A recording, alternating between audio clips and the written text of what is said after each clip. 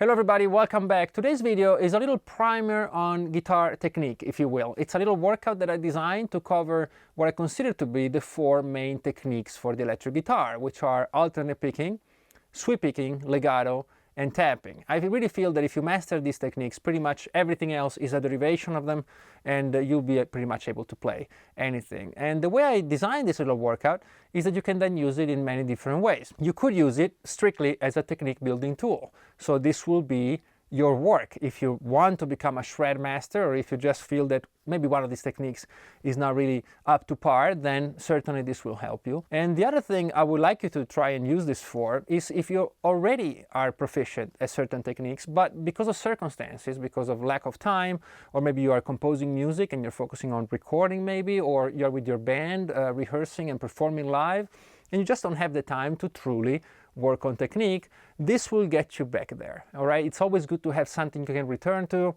and go like, you know what, my legato's slipping a bit, let me just work on that for a few minutes every night and, you know, kind of bring it back to where it belongs. So this will be two uses for it. The other thing I want you to understand about this little workout is that you can apply it to any level. I will present it to you in what I consider to be an intermediate level, but I will also give you tips throughout so that you can adapt it if you're a beginner or if you're more advanced.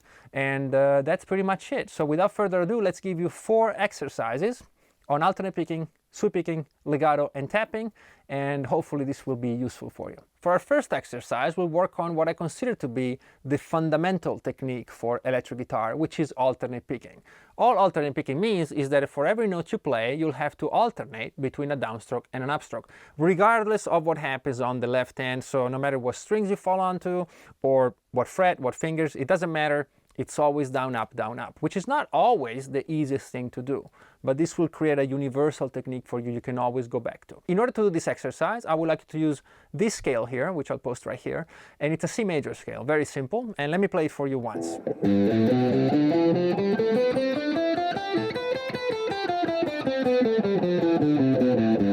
This is the scale shape we'll use. By the way, if you are a beginner, it would be enough for you to simply go through the scale like I just did and always alternate down, up, down, up, down, up, down, up, down, up.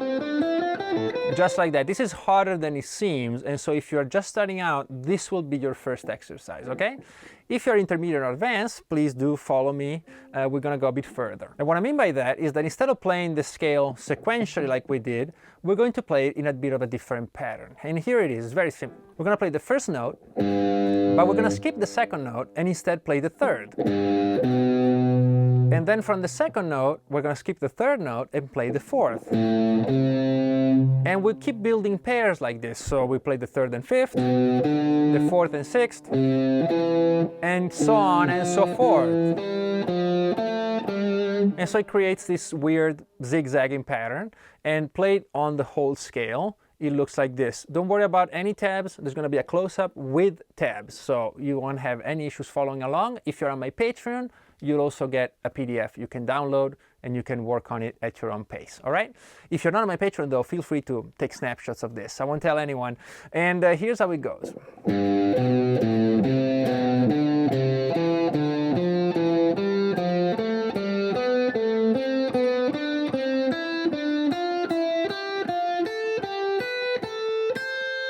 Okay, this would be ascending. We can work on it descending as well. Simply start on the top note, skip one, and so forth.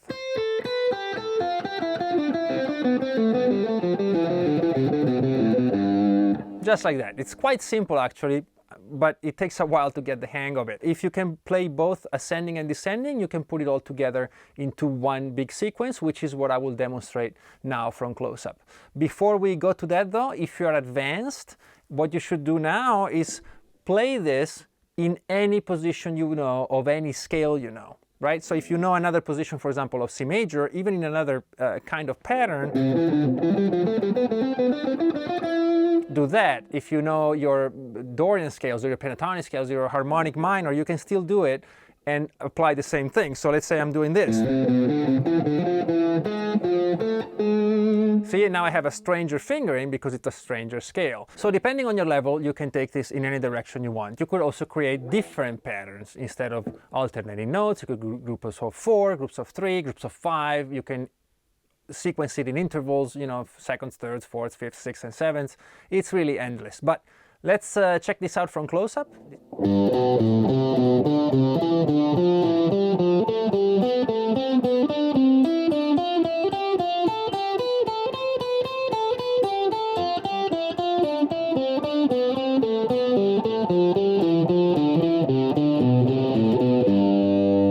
Very well, now for the second technique, we're going to cover sweep picking, which is basically the opposite of alternate picking. Instead of strictly going down and up, now we're going to go basically with the flow. We're going to go in the direction of the next note with our pick. And it's much easier to do it than to explain it.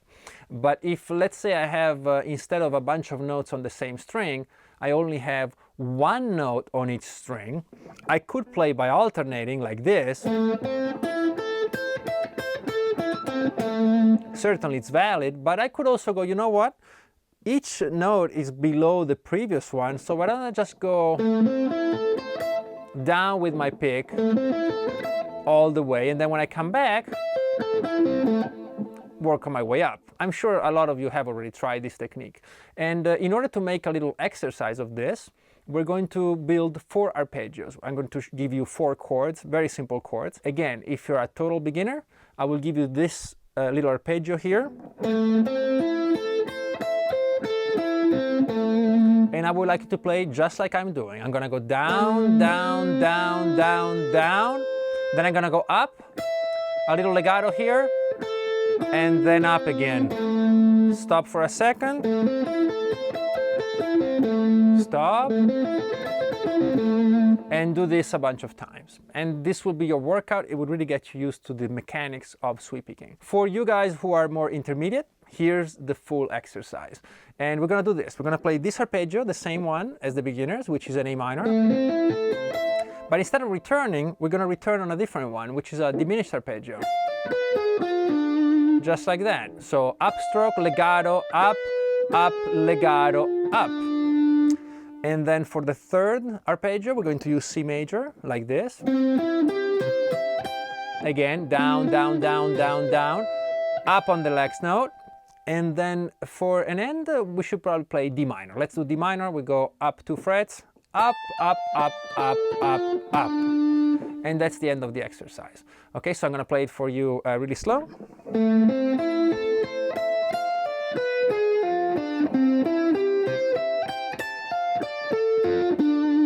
Just like that. When I chain the chords together, I might have to modify a little bit of the picking direction only on the first note, right? On the bottom and the top of the arpeggio. You'll see this in a second.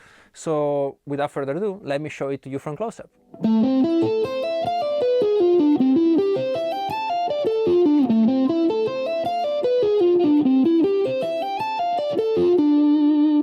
If you're an advanced player and you have a better knowledge of the fretboard, first of all, you could play it faster, but also you can apply it to several chords. One thing you could do is take any scale, like E major, and harmonize it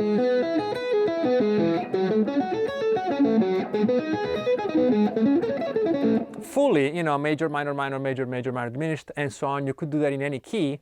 You could also discover new shapes for the arpeggios. You could arpeggiate more complex chords. So instead of simply C major, you could do a major 7,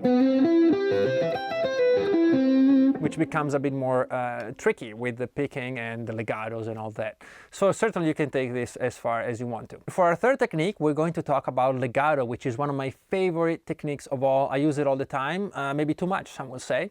And for this exercise, we're going to go a little longer. It's going to be a bit more involved. And we're going to try to cover the 3 main fingerings by using legato. So legato means that once you hit a note, the other notes following it are played without using the pick. And you could even try to never use a pick,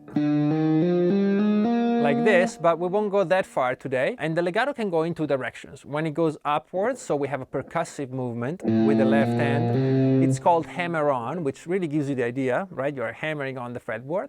And when you're going down, it's called pull off, because basically you're pulling off your fingers to reveal the note behind them, right? And legato, I think you could describe as the mix of these 2 techniques in a musical way. We're gonna work actually on all these different techniques separately, with this little workout. You ready? We're going to start on any fret you want. I'm going to start on the 5th fret for now. And we're going to go down with this combination of fingers, which I talked about before in these videos, which is 5, 6, and 8. So fingers 1, 2, and 4. All I want you to do is pick the first note of the string, and then hammer on. Then do the same on the next string, and then the next, and the next. That's it. And if you're a beginner, you guessed it, this is all you have to do. And then when you can master this, you slowly go through the whole legato exercise, one section at a time. For the rest of you, let's do the whole thing. So we start on this very fingering, 5, 6, 8. And we play all strings just like that by hitting only the first note with the pick. Then we're going to do the same thing, but with the ring finger.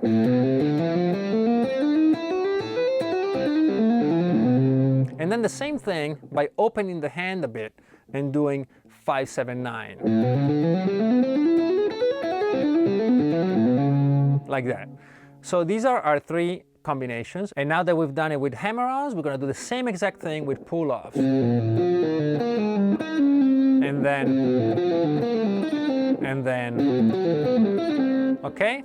Once you figure it all out, we're going to put it all together into the exercise, which is the following. Up with hammer-on, down with pull-off. Now the same thing with 5, 7, 8. Down. And then up. And then down. And that's it. Without stopping, as you'll see shortly in the close-up. If you are more advanced, you should probably try the same thing, but ascending with pull-offs and descending with hammer-ons. And this, strangely enough, is much more difficult. Just probably something to do with the connection between our brain and what we perceive to be ascending and descending and going against it with the fingers. So that would be a little bit of an extra little workout for you. But let me, again, show you the basic exercise from close-up.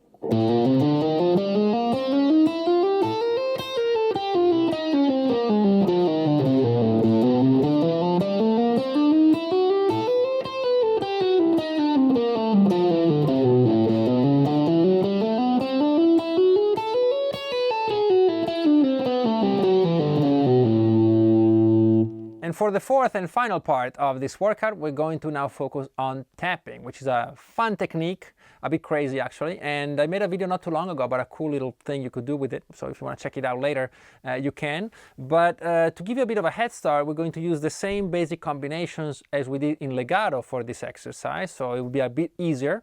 And tapping, all it means is that we're going to use the right hand to tap a note. It's basically a hammer-on done with any finger of the right hand to generate a sound, and combined with the left hand, it creates some pretty cool effects. But for this exercise, here's what we're going to do. Again, we're using the same fingering, so 5, 6, 8, 5, 7, 8, and 5, 7, 9, as we did in legato, and we're going to add the 12th fret with the tapping hand. That's it. And we're going to do all these ascending and descending movements by using tapping. And here's what I want you to do. I want you to play the 12th fret on the first string, and then go 5, 6, 8. And then do it again, but now 8, 6, 5. One ascends and one descends.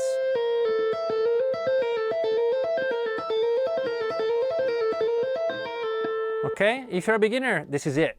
Try this and try it on every string. That's all you have to do. My advice, don't do it too long, or the first couple of days you can hurt your finger. You know, your skin will blister. Yeah, I've gone through it when I was young.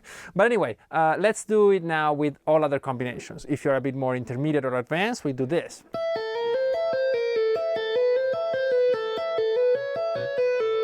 So that's a series. The good thing about it is that in a couple of seconds, well, maybe a little more than that, we worked on all possible combinations, both ascending and descending. And then we can repeat that on all strings. And you'll notice how different the strings feel. If I do it here, the amount of pressure I need to use is totally different than when I do it, for example, on the third. See, now if I use the same technique, it sounds sloppy. I have to be actually quite more percussive than here, where a simple touch will generate that vibration. So it's pretty interesting. For those of you who are advanced, I would just simply go with play faster, because this is actually a very useful exercise. I wouldn't want anybody to skip it.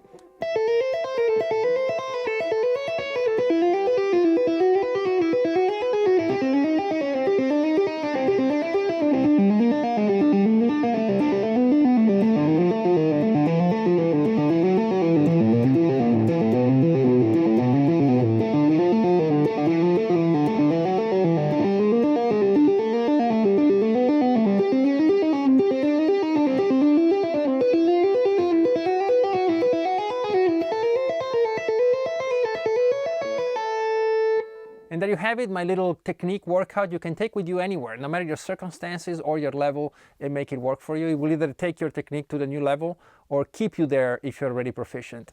I hope you've enjoyed the video and learned something new. If you did, please do like and subscribe. It's very simple to do, but it makes a big difference. Again, if you like a PDF of all this, there's a link to Patreon below, and I certainly appreciate your support. No matter what you do though, see you next week for more.